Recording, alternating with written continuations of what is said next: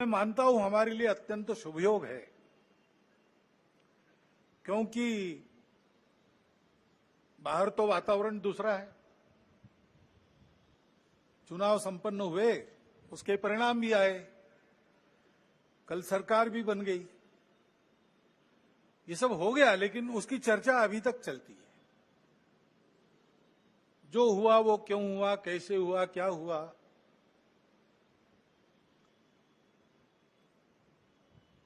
ये अपने देश के प्रजातांत्रिक तंत्र में प्रति 5 वर्ष होने वाली घटना है, होती है। उसके अपने नियम है, डायनेमिक्स है, उसके अनुसार होता है। अपने देश के संचालन के लिए कुछ निर्धारण करने वाला वो प्रसंग है, महत्वपूर्ण है। लेकिन हम चरविचरण करते रहे, इतना महत्वपूर्ण क्यों है? समाज ने अपना मत दे दिया, उसके अनुसार सब होगा। क्यों, कैसे, इसमें संघ के हम लोग नहीं पढ़ते। हम अपना कर्तव्य करते रहते, लोकमत परिष्कार का प्रतिवर्ष करते हैं, प्रति चुनाव में करते हैं, इस बार भी किया है। बाकी क्यों हुआ, क्या हुआ, इस चर्चा में पढ़ते नहीं, क्योंकि आज ही, कल ही आदरणीय सत्यप्रकाश महाराज जी ने हमको एक वचन बताया कबीर जी का। सार रूप में हम लोग उस प्रकार से विचार करते हुए इन सब बातों को देखते हैं। निर्बंधा बंधा रहे, बंधा निर्बंधा होई। कर्म करे करता नहीं, दास कहाए सोई। जो सेवा करता है, जो वास्तविक सेवक है, जिसको वास्तविक सेवक कहा जा सकता है, उसको कोई मर्यादा रहती है, वो मर्यादा से चलता है। काम करते सब लोग हैं, लेकिन कार्य करते समय मर्यादा का पालन करते हुए उसको करना। जैसा तथागत ने कहा है, कुशलस्य उपसंपदा। अपनी आजीविका, पेट भरने का काम सबको लगा ही है, करना ही चाहिए। अपने शरीर को भूखा नहीं रखना है, परंतु करते समय कुशलस्य उपसंपदा है, कौशल पूर्वक। यानी उपजीविका के कार्य में उत्कृष्टता जैसे उस शब्द से निर्दिष्ट होती है, वैसे ही वो कार्य करते समय दूसरों को धक्का नहीं लगना चाहिए, ये मर्यादा भी उसमें निहित है। तो ऐसी मर्यादा रख के हम लोग काम करते हैं। काम करने वाला उस मर्यादा का ध्यान रखता है। वो मर्यादा ही अपना धर्म है, वो मर्यादा ही अपनी संस्कृति है, जो महाराज जी ने अभी बहुत मार्मिक कथाओं से थोड़े में बताई, पूरी बताई। उस मर्यादा का पालन करके जो चलता है, वो कर्म करता है, लेकिन कर्मों में लिप्त नहीं होता। उसमें अहंकार नहीं आता कि मैंने किया, और वही सेवक कहलाने का अधिकारी रहता है। ये उक्ति कल जब उन्होंने सुनाई तो मेरे मन में आया कि अपना विचार क्या है, संघ कैसे चलता है, उसको बताने का दूसरा कौन सा उपाय। सरल उपाय में यही है, 4 पंक्तियों में संघ की वृत्ति ध्यान में आती है। क्योंकि इन बातों में उलझे रहेंगे तो काम रह जाएंगे, और चुनाव प्रचार की या चुनाव में जो होता है उसकी बात ऐसी है, वास्तव में तो प्रजातंत्र की अनिवार्य आवश्यक प्रक्रिया है, और उसमें 2 पक्ष रहते हैं, इसलिए स्पर्धा रहती है। स्पर्धा रहती है तो दूसरे को पीछे करने का, स्वयं को आगे बढ़ाने का काम होता ही है, होना ही चाहिए। परंतु उसमें भी एक मर्यादा है, असत्य का उपयोग नहीं करना। चुने क्यों जा रहे लोग, संसद में जाएंगे, बैठकर अपने देश को चलाएंगे, सहमति बनाकर चलाएंगे। हमारे यहां तो परंपरा सहमति बनाकर चलने की है।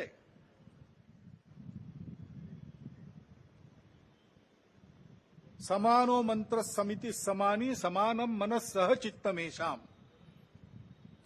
इस सहचित्त पर विनोबा भावे जी की टिप्पणी है। वो कहते हैं कि ऋग्वेदकारों को मानवीय मन का कितना ज्ञान था, ये समझ में आता है। सब जगह उन्होंने कहा है, समानो मंत्र, समिति समानी, समानम मना, लेकिन चित्त के बारे में सम नहीं कहा, क्योंकि प्रत्येक व्यक्ति का चित्त मानस अलग अलग होता ही है और इसलिए 100% मतों का मिलान होना संभव नहीं है। लेकिन जब समाज में लोग अपना चित्त अलग अलग होने के बाद भी हमको साथ ही चलना है ऐसा निश्चय करते हैं तो सहचित्त बन जाता है। वास्तव में संसद क्यों है, उसमें दो पक्ष क्यों है? इसलिए है कि दोनों पहलू उजागर हो। किसी भी सिक्के के दो पहलू रहते हैं, ऐसे किसी भी प्रश्न के दो पहलू रहते हैं। एक पक्ष एक पहलू का विचार करता है तो दूसरे पक्ष ने दूसरा पहलू उजागर करना है ताकि जो होना है वो पूर्णतः ठीक हो, सहमति बने। इसलिए संसद बनती है, लेकिन ऐसी सहमति बनना स्पर्धा करके आए लोगों में थोड़ा कठिन भी रहता है और इसलिए हम बहुमति का आसरा लेते हैं। उसके लिए स्पर्धा चलती है। ये स्पर्धा है, कोई आपस का युद्ध तो है नहीं। जिस प्रकार ये बातें हुई, जिस प्रकार एक दूसरे को लताड़ना हुआ, जिस प्रकार प्रचार के दौरान हमारे करने से समाज में मनमुटाव बढ़ेगा, दो गठ बटेंगे, आपस में शंका संशय उत्पन्न होगा, इसका भी ख्याल नहीं रखा गया और विनाकारण संघ जैसे संगठनों को भी उसमें खींचा गया। टेक्नोलॉजी का सहारा करके असत्य बातें परोसी गई, नितांत असत्य। क्या शास्त्र का, विज्ञान का, विद्या का ये उपयोग है? सज्जन विद्या का ये उपयोग नहीं करते। विद्या विवादाय ये खलस्य, ऐसा कहा है। विद्या विवादाय धनम मदाय शक्ति परेशान परपीडनाय खलस्य साधो विपरीतमेतत् ज्ञानाय दानाय च रक्षणाय। विद्या का उपयोग प्रबोधन करने के लिए होता है, लेकिन आधुनिक विद्या टेक्नोलॉजी का उपयोग असत्य परोसने के लिए किया गया। ऐसे से देश कैसे चलेगा भाई? आखिर सबको देश ही चलाना है ना। दो पक्ष है, विरोधी पक्ष कहते हैं, मैं प्रतिपक्ष कहता हूं। वो विरोधी नहीं है, उसको विरोधी मानना भी नहीं चाहिए। वो प्रतिपक्ष है, वो एक पहलू उजागर कर रहा है, उसका भी विचार होना चाहिए। ऐसा जब चलना है तो चुनाव लड़ने में भी एक मर्यादा होती है। उस मर्यादा का पालन नहीं हुआ, क्योंकि उसका पालन होना इसलिए आवश्यक है कि हमारे देश के सामने चुनौतियां समाप्त नहीं हुई। अब सरकार बन गई, वही सरकार फिर से आ गई, एनडीए। अब ये ठीक है, पिछले 10 वर्षों में बहुत कुछ अच्छा हुआ है। आर्थिक हमारी स्थिति, आधुनिक दुनिया जिन मानकों को मानती है, जिसके आधार पर आर्थिक स्थिति का मापन करती है, उनको लगाए तो हमारी आर्थिक स्थिति बहुत अच्छी हो रही। सामरिक स्थिति हमारी निश्चित रूप से पहले से अधिक अच्छी है। दुनिया भर में हमारे देश की प्रतिष्ठा बढ़ी है। कला क्षेत्र में, क्रीड़ा क्षेत्र में, ज्ञान विज्ञान के क्षेत्र में, संस्कृति के क्षेत्र में हम सब लोग विश्व के सामने आगे बढ़ रहे हैं। हमको धीरे धीरे मानना विश्व के प्रगत देशों ने भी शुरू किया है। लेकिन इसका मतलब ये नहीं है कि हम चुनौतियों से मुक्त हुए। अभी उन बातों से मुक्त होकर, जो चुनाव के आवेश में अतिरेक हो गया, उससे मुक्त होकर हमको आने वाली बातों का विचार करना है, समस्याओं से राहत लेनी है। अभी हम बैठे हैं, गर्मी लग रही है, अभी तो ठंडा हो गया, लेकिन कुछ दिन पहले कितनी गर्मी थी। इस वर्ष हर वर्ष से बहुत अधिक गर्मी हुई और सर्वत्र हुई, हिल स्टेशंस में भी हुई। बेंगलुरु जैसे महानगर में जल का संकट आ गया। हिमालय के हिमनदियों के पिघलने के बारे में तरह तरह की बातें छप रही है। ये पर्यावरण का सारी दुनिया पर संकट है। भारत जो संस्कारों से ही पर्यावरण का मित्र बनकर चलता है, कृतज्ञता पूर्वक नदियों को, वृक्षों को, पहाड़ों को, पशुओं को, पक्षियों को पूजता है, उनके साथ अपना संबंध मानता है, वहां भी यह संकट खड़ा हुआ है, क्योंकि विकास पथ की दृष्टि अधूरी है। उसको बदलना होगा, सबको बदलना होगा, लेकिन जिसके पास ये दृष्टि पहले से है, वो भारत अपने आप को कैसे बदलता है ये देखकर दुनिया उसका अनुकरण करने वाली है।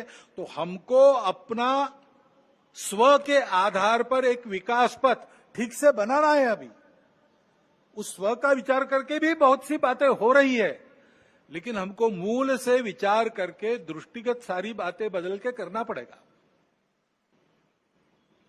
ज्ञान विज्ञान का जो आधुनिक सारा प्रवास और प्रयास है, उसको भी ध्यान में रखकर हमारे परंपरा का ज्ञान जो काल सुसंगत है उसको साथ लेकर दृष्टि वो रखकर कि वसुधैव कुटुंबकम, और सृष्टि अपनी माता है, हम सृष्टि के विजेता नहीं है, हम सृष्टि के अंग है, वो माता है, उसका दोहन करना है, उसका पोषण होना चाहिए, इस पर ध्यान देना है।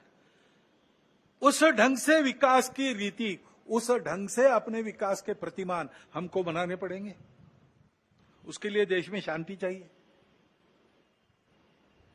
जगह जगह और समाज में कलह ये नहीं चलता। अब 1 साल से मणिपुर शांति की राह देख रहा है, उसके पहले 10 साल शांत रहा, पुराना गन कल्चर समाप्त हो गया ऐसा लगा, और अचानक जो कलह वहां पर उपज गया या उपजाया गया, उसकी आग में अभी तक जल रहा है, त्राही त्राही कर रहा है। कौन उस पर ध्यान देगा? प्राथमिकता देके उसका विचार करना ये कर्तव्य है।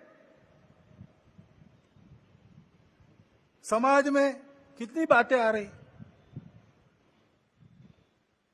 भले घर की महिलाएं शराब पीकर कार चलाती है और नीचे लोगों को रौंद देती है।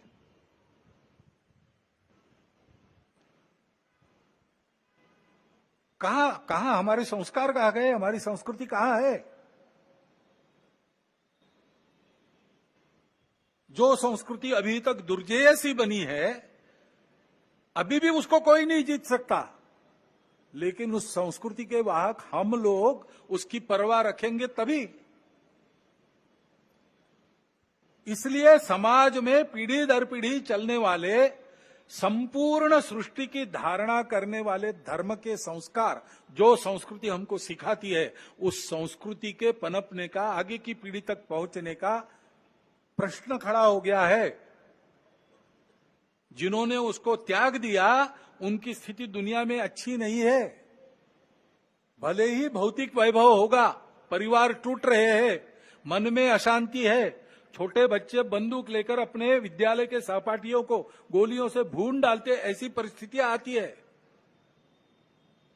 पिताहीन मातृत्व, कितनी बातें हैं। क्या हमको वैसे बनना है? क्या हमको अपना परिवार प्यारा नहीं है? क्या अपने हमारे सगे संबंधी हमारे कुछ नहीं लगते?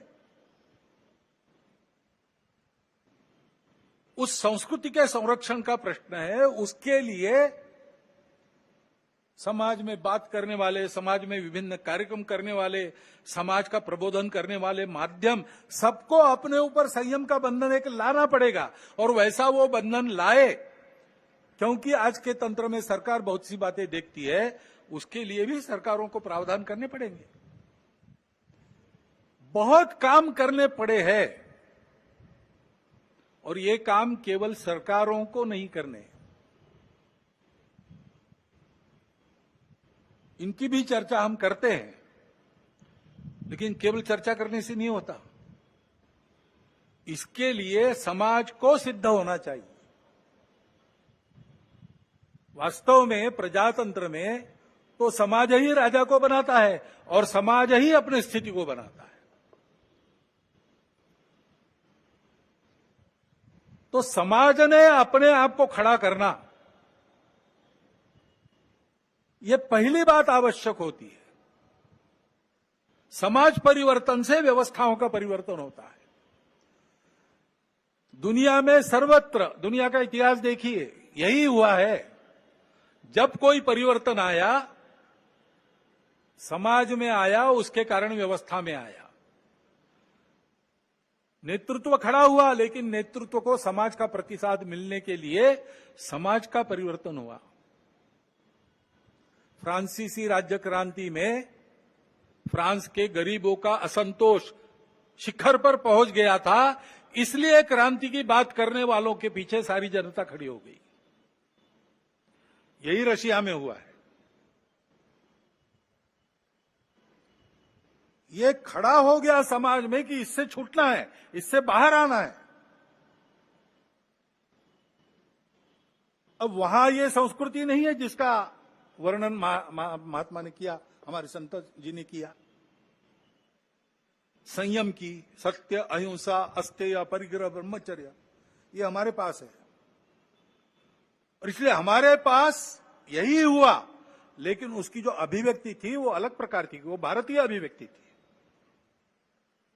डॉक्टर बाबा साहब आंबेडकर कहते हैं कि कोई बड़ा परिवर्तन होने के पहले समाज का एक बड़ा आध्यात्मिक जागरण होता है, ये नियम है।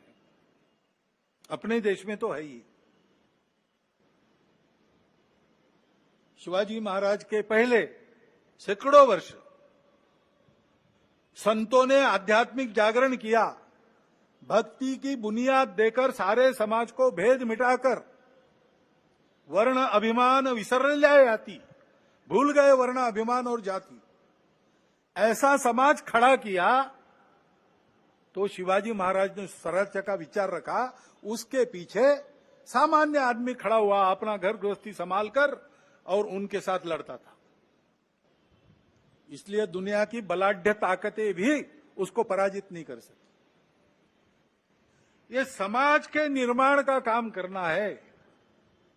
समाज में एकात्मता चाहिए, समाज में संस्कार चाहिए। अपने समाज में और विशेष बात है कि हमारा समाज विविधताओं से भरा हुआ समाज है, और ये जानने वाला समाज है कि ये विविधताएं मिथ्या है, कुछ दिन चलती है, बाद में विविधता नहीं रहती। मूल में तो हम एक ही है। विविधता भी हमारी एकता का आविष्कार है, अभिव्यक्ति है, और इसलिए उसको स्वीकार करो, मिलजुल कर चलो, सब सही है। अपने अपने मत की श्रद्धा पर पक्के रहो, दूसरों के मत का उनका उतना ही सम्मान करो, उनका भी मत सत्य है ये स्वीकार करो, और मिलकर धर्म की राह पर चलो। ये धर्म पूजा की बात नहीं कर रहा हूं मैं।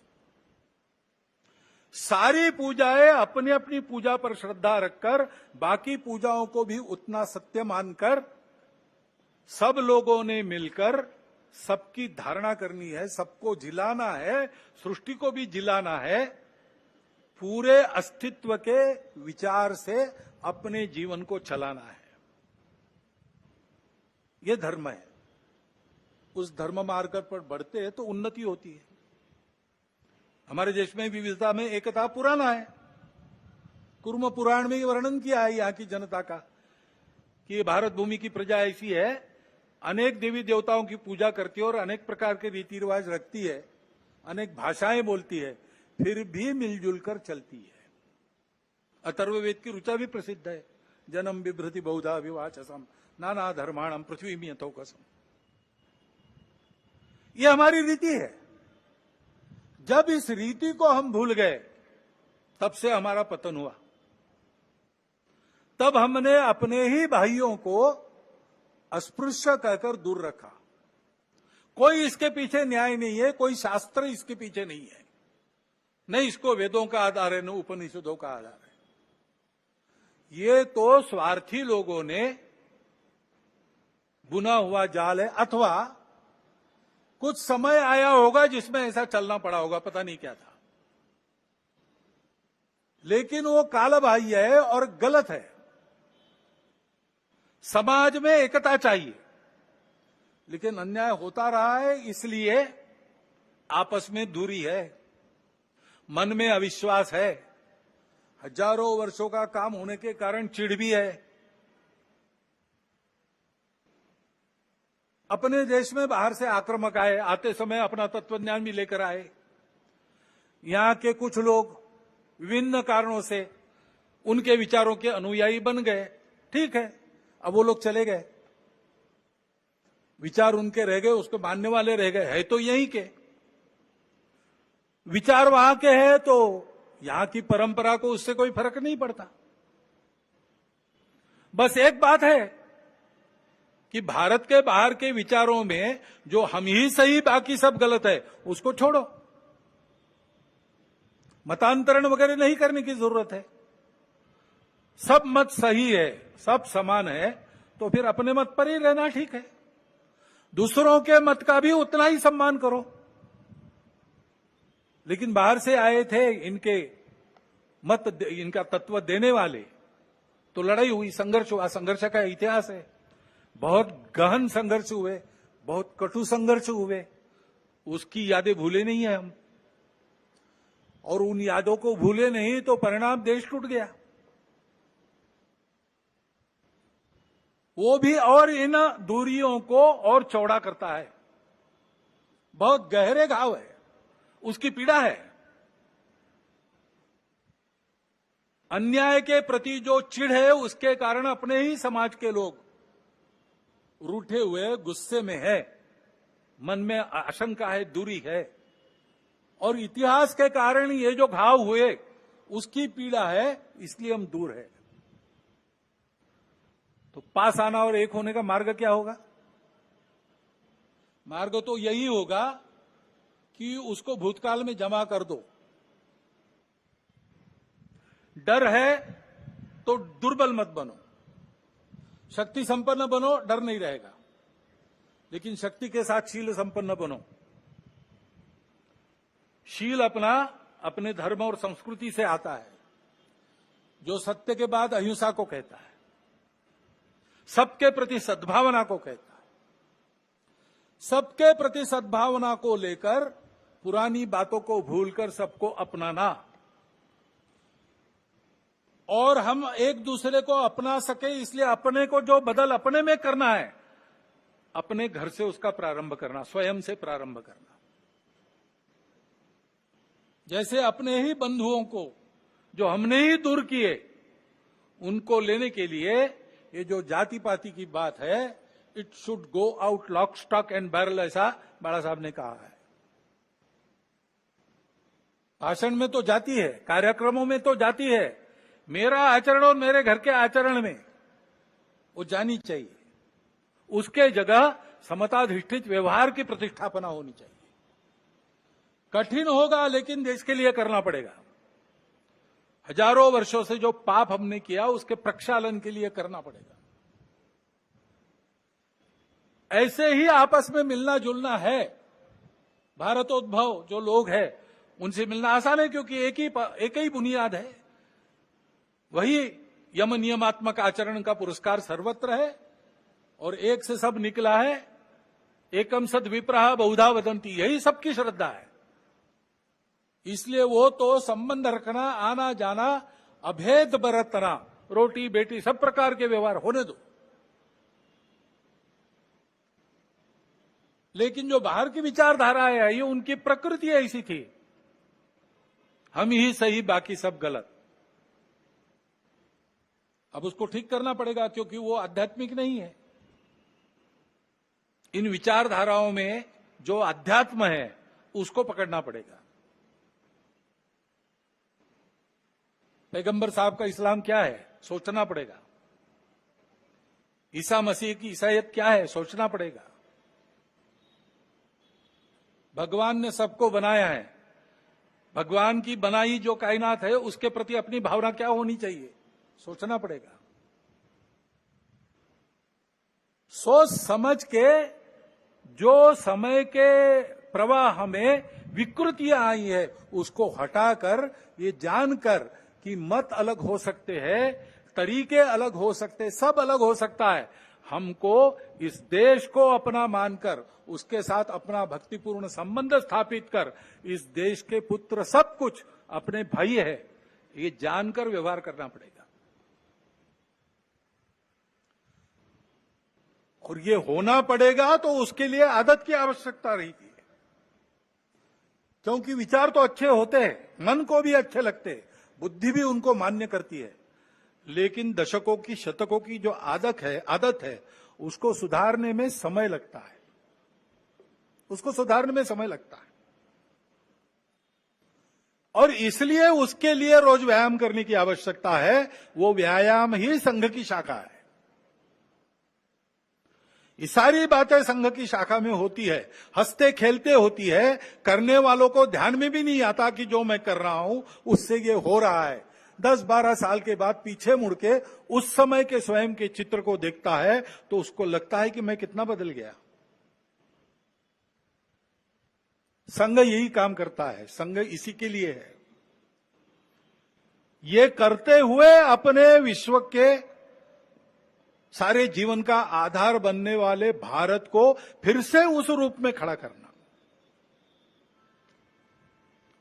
यह कर्तव्य है, इसको करना है। इसलिए यह तपस्या है और इसलिए हम इन सारी बातों को करते हैं। अभी 5 बातों का आग्रह हम समाज के सामने रख रहे हैं। स्वयंसेवक अपने से प्रारंभ करेंगे, कर लिया उन्होंने, शुरू होगा, धीरे धीरे बनेंगे। एक तो बात है सामाजिक समरसता का व्यवहार।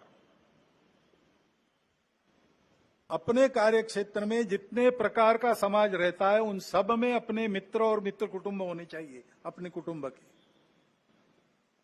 और जहां अपनी शक्ति है कि समाज हमारे कहने से मान सकता है, वहां मंदिर, पानी, स्मशान सबका एक होना चाहिए। पर्यावरण के बारे में हम प्रयास करेंगे, पानी बचाओ, प्लास्टिक हटाओ, हरियाली, पेड़ लगाओ, अपना घर हरित घर बनाओ।